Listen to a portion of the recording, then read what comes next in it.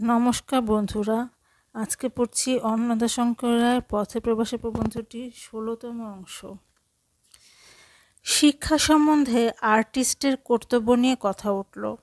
Artist কি কেবল চিরকালের সৌন্দর্য সৃষ্টি নিয়েই থাকবে, না সকালের সমস্যা সমাধানেও সাহায্য করবে? বললেন, দুইই করবে। সকল যুগের জন্য কিছু, নিজের যুগের জন্য কিছু। মানুষের মধ্যে একাধিক আত্মা আছে। কোনোটার কাজ আর্টের পূজা, কোনোটার কাজ সমাজের সেবা। যে মানুষ আর্টিস্ট, সে মানুষ কেবল আর্ট চর্চা করে ক্ষান্ত হবে না, সে ভালোর সপক্ষে ও মন্দের বিপক্ষে প্রোপাগান্ডা করবে। ভলতেয়ার ও জোলার মতো অন্যায়ের বিরুদ্ধে মসিযুদ্ধ চালাবে।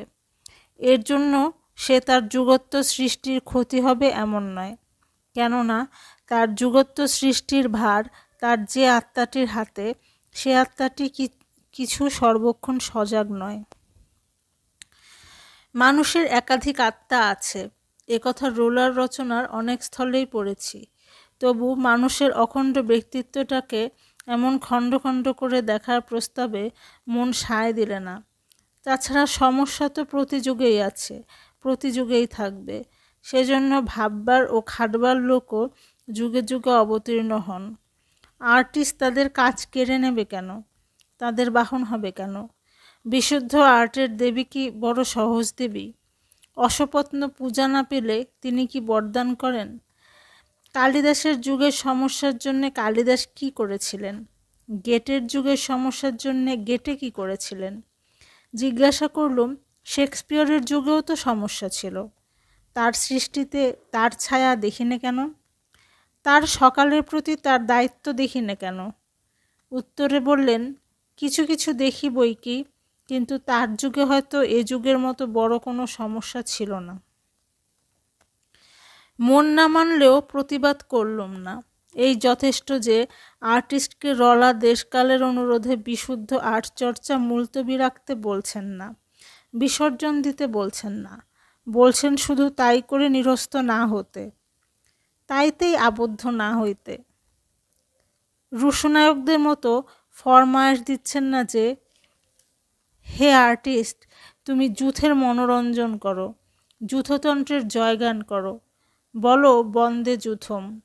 কিংবা ভারতনায়কদের মতো ফতোয়া দিচ্ছেন না যে, ঘর যখন পুড়ে যাচ্ছে তখন হে কবি, তোমার কাব্যবিলাস ছাড়ো, ফায়ার ব্রিগেডে ভর্তি হও। নেহাত যদি তা না পারো, তো অন্যদের কর্তব্য সচেতন করতে সব রস ছেড়ে কেবল ঝাল রসের কবিতা লেখো। তিনি যা বলছেন তার মর্ম এই যে, মানুষের সমস্তটা যখন আর্টিস্ট নয়, তখন বিশুদ্ধ আর্ট সৃষ্টির অবসরে সে অপর কিছুও করতে পারে, এবং যেহেতু তার অস্ত্র হচ্ছে লেখনী কিংবা তুলিকা, সেহেতু তারই সাহায্যে সে ধর্মযুদ্ধ করলে ভালো হয়। এইটা লক্ষ্য করবার বিষয় যে, তিনি আর্টিস্টকে অন আর্টিস্ট হয়ে যুগ ঋণ শোধ করতে বললেও অন আর্টকে আর্ট বলেননি, প্রোপাগান্ডাকে আর্টের থেকে পৃথক করে নত্যসত্ত্ব জ্ঞানের পরিচয় দিয়েছেন। কথায় কথায় বললেন, টাকার জন্যে আর যাই করুন, বই লিখবেন না। টাকার জন্য অন্ন খাটুনি, আনন্দের জন্যে বই লেখা। তার নিজের যৌবনে তিনি দারিদ্র্যলয়ে শিক্ষকতা করেছেন, আরও কত কী করে স্বাস্থ্য হারিয়েছেন। কষ্টার্জিত স্বল্প পরিমিত অবসর সময়কে ফাঁকি দিয়ে সরস্বতীর সেবা করেছেন, কিন্তু সরস্বতীকে ফাঁকি দিয়ে লক্ষ্মীর সেবা করেননি। সমাজের প্রতি আর্টিস্টের দায়িত্ব প্রসঙ্গে বললেন, প্রত্যেক ব্যক্তির কর্তব্য কিছু করে কায়িক শ্রম করা। আর্টিস্টও যখন ব্যক্তি, তখন আর্টিস্টেরও এই কাজ করা উচিত। ম্যাডলিন রলার টিপ্পণী দিলেন, স্বয়ং কায়িক শ্রম করার অবসর পাননি বলে রলার মতো একটা আক্ষেপ থেকে গেছে। তার শরীর ভেঙে পড়বার ওটাও একটা কারণ।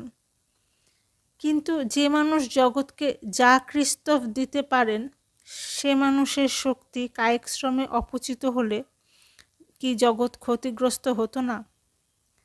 আর্টিস্ট যদি কায়িক শ্রমে হাত দেয়, তো ইতনষ্টস্থ ভ্রষ্টের আশঙ্কা থাকে নাকি?